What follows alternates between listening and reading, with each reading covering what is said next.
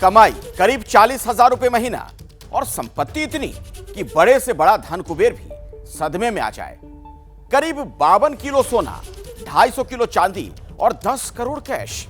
ये परिचय है भोपाल के एक रिटायर्ड आरटीओ कांस्टेबल का। जी हां, आरटीओ का कांस्टेबल यानी सिपाही। अंदाजा लगाइए ओहदेदार लोगों की काली कमाई का। खैर, यह खबर तो आपको मिली ही होगी, पर इस काले धन की पूरी सच्चाई जानने के लिए यह एक्सक्लूसिव रिपोर्ट जरूर देखिए।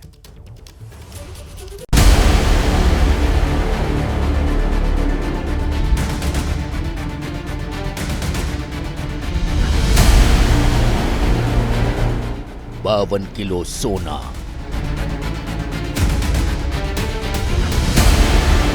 करीब 2.5 क्विंटल चांदी,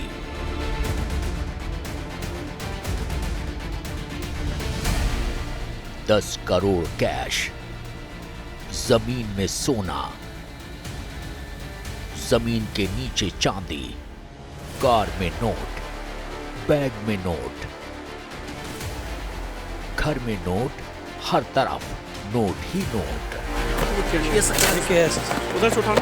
इन तस्वीरों को देख लीजिए, गौर से निहार लीजिए और जान लीजिए कि ये कोई ज्वेलरी शोरूम की तस्वीर नहीं है, बल्कि सोने चांदी का ये खजाना मध्य प्रदेश के एक मामूली सी तनख्वाह वाले कांस्टेबल की वो काली कमाई है जिसने देखने वालों की आंखें चौंधिया दी हैं। यकीन न हो तो तस्वीर देखिए और पूरा मामला ऐसे समझिए। ये जो कार दिखाई दे रही है, ये भोपाल में मेंडोरा के जंगल में लावारिस खड़ी थी। इनकम टैक्स की टीम को खबर मिली तो रात करीब 2 बजे इनकम टैक्स और पुलिस की टीम मौके पर पहुंची। कार लॉक थी, लिहाजा शीशा तोड़ा गया और जब कार का दरवाजा खुला तो देखने वाले सन्न रह गए। मौके पर पहुंचकर इनोवा गाड़ी का कांच जो है तोड़कर वहां पर विधिवत तरीके से उसमें जो भी बैग्स थे उनको बाहर निकाला गया। बैग्स चेक किए गए तो उसमें लगभग 52 किलो सोना, जिसकी कीमत लगभग 40 करोड़ से ऊपर होती है, और लगभग 9.86 करोड़ में कैश बरामद हुआ। ये MP 07 नंबर की गाड़ी है जो कि चेतन सिंह गौड़ के नाम से है, जो मूलतः ग्वालियर से है और अभी भोपाल में निवास कर रहा है। तो इस एंगल से भी जो है जांच की जा रही है। जमीन पर बिछी चादर में फैला ये वही सोना है जो जंगल में लावारिस खड़ी कार से बरामद किया गया। अब नोटों की इन गड्डियों को देखिए, 10 करोड़ कैश है। ये भी कार में रखे बैग से बरामद हुआ। तो सवाल उठे कि कार में मिला 52 किलो सोना किसका है? लावारिस कार में 10 करोड़ कैश किसने रखा? जंगल में खड़ी लावारिस कार किसकी थी? पुलिस और इनकम टैक्स की टीम इन सवालों की तह तक जाने की कोशिश कर रही है। एबीपी न्यूज की टीम भी मौके पर पहुंची। भोपाल के मंडौरी इलाके में ये एक गाड़ी, इनोवा क्रिस्टा गाड़ी खड़ी हुई है जिसमें बड़ी मात्रा में सोना और कैश ले जाया जा रहा है। भोपाल से बाहर ले जाने की इसको कोशिश थी। जब यहाँ पर इनकम टैक्स की टीम पहुंची तो यहाँ से 52 किलो सोना, जिसकी कीमत लगभग 42 करोड़ रुपए बताई जा रही है, और 10 करोड़ रुपए कैश इस गाड़ी से प्राप्त हुआ। आप देख सकते हैं इस गाड़ी में हूटर लगे हुए हैं और निश्चित तौर पर एक VIP गाड़ी है। अगर हम इसमें एक निशान देखें तो यहाँ पर पुलिस का एक निशान भी है, साइन भी है, जो एक टेप लगा हुआ है, और इसके साथ साथ एक पुलिस कैप यहाँ पर रखी हुई है इस गाड़ी के अंदर।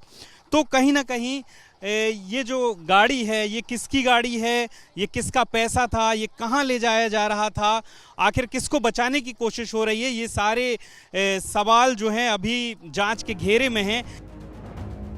सवाल ये है कि 52 किलो सोना और 10 करोड़ की रकम वीरान जगह पर क्यों छिपाई गई? आखिर इतने पैसों से क्या करने की प्लानिंग थी?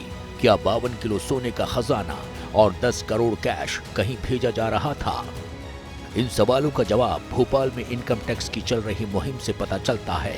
3 दिन में भोपाल में 3 बड़े छापे मारे गए।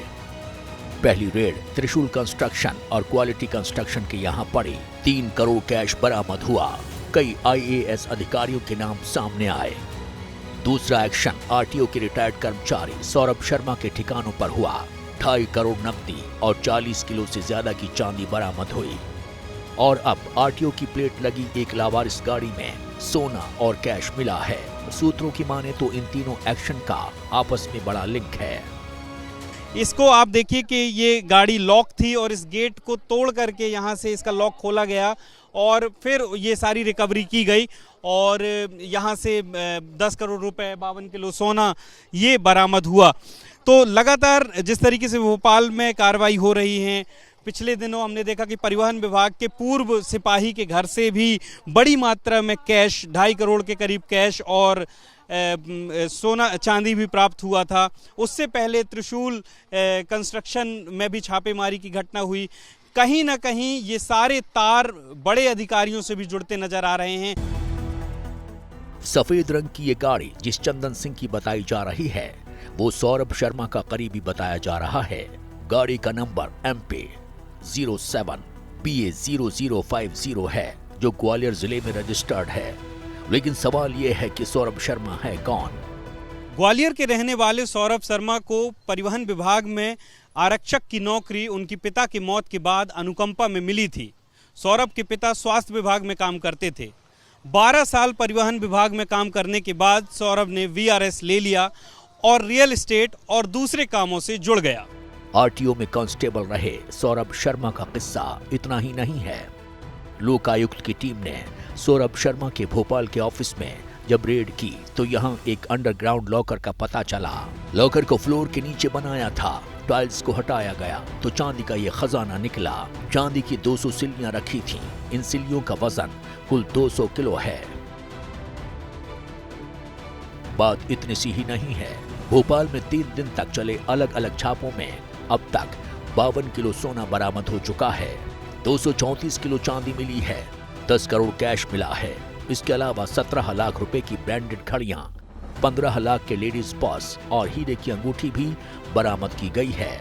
सौरभ शर्मा के ठिकानों पर करीब 17 घंटे तक चली रेड में कई दस्तावेज भी मिले हैं। ज्यादातर दस्तावेज प्रॉपर्टी के हैं। इसके अलावा पासबुक, चेकबुक भी मिली है। छापेमारी में लोकायुक्त को ज्यादातर सामान और कैश सौरभ शर्मा के इसी दूसरे ठिकाने से बरामद हुआ है। जिस स्कूल की फ्रेंचाइजी के लिए सौरभ शर्मा का मुंबई जाना बताया जाता है, शर्मा इसी ठिकाने से उस स्कूल का ऑफिस चलाता था। सवाल यह है कि परिवहन विभाग में सिर्फ कुछ साल तक कांस्टेबल रहे शख्स के पास इतनी दौलत कहां से आई? क्या ये भ्रष्टाचार के बड़े नेटवर्क की कड़ी है? सूत्रों के मुताबिक सौरभ शर्मा मूल रूप से ग्वालियर का रहने वाला है। सौरभ के पिता स्वास्थ्य विभाग में नौकरी करते थे। पिता के निधन के बाद सौरभ को अनुकंपा में नियुक्ति मिली। करीब 12 साल नौकरी के बाद सौरभ ने 1.5 साल पहले VRS ले लिया था। सिर्फ 12 साल कांस्टेबल की नौकरी कर सौरभ ने इतनी दौलत जुटा ली जिसे कमाने में अच्छे खासे रईसों को कई साल लग जाते हैं। परिवहन विभाग की नौकरी के दौरान बताया जाता है कि सौरभ कई बड़े अधिकारियों और नेताओं का करीबी बन गया। सौरभ पर आरोप है कि वो नाकों में पोस्टिंग के नाम पर दलाली और वसूली का काम करता था। दुनिया को दिखाने के लिए सौरभ कई और भी काम करता था।